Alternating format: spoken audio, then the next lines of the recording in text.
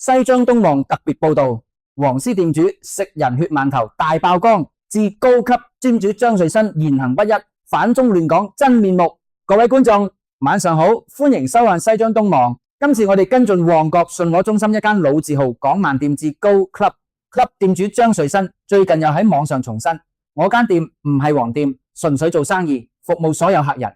聽落嚟好中立、好專業、好生意人呀。但西張記者深入調查，發現呢位金毛新嘅言行，簡直係赤裸裸嘅偽善同機會主義。一邊高舉黃絲旗幟，反中亂港，一邊又想通食藍絲生意，食足2019年嘅人血饅頭。自2019年反送中風波爆發以來，張瑞新就經常用至高啦 club 嘅 Facebook 同 YouTube 官方平台，大頻密發表強烈政治立場同反中言論。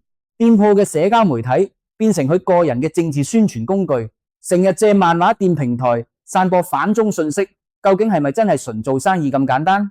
抑或係利用店鋪名氣博同情吸黃絲客源？更令人髮指嘅係，張生仲親自印刷政治人物年歷卡，例如黎智英、周庭等黃絲英雄肖像，仲有抗爭少女海報，大手筆喺店內派發俾客人。呢啲動作擺明係食人血饅頭，將2019年嘅社會動盪變成生財工具，利用抗爭熱潮嚟吸客賣情懷。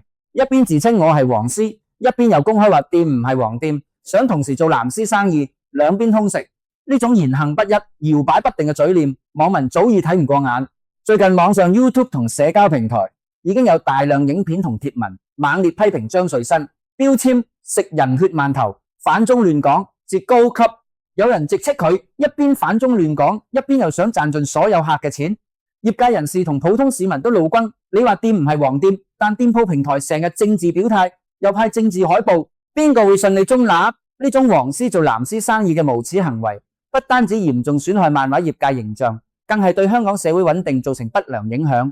西網要大聲譴責張瑞新先生，你作為店主食人血饅頭、反中亂港，一面做黃絲，一面扮中立，已經暴露咗你嘅真面目。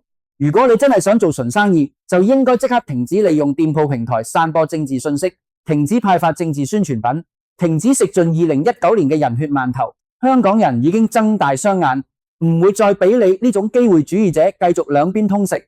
詳情請繼續留意我哋西張東望嘅跟進報道同埋網民嘅最新討論。各位觀眾，你哋點睇至高級 lift 同張瑞新呢單事？歡迎留言分享意見。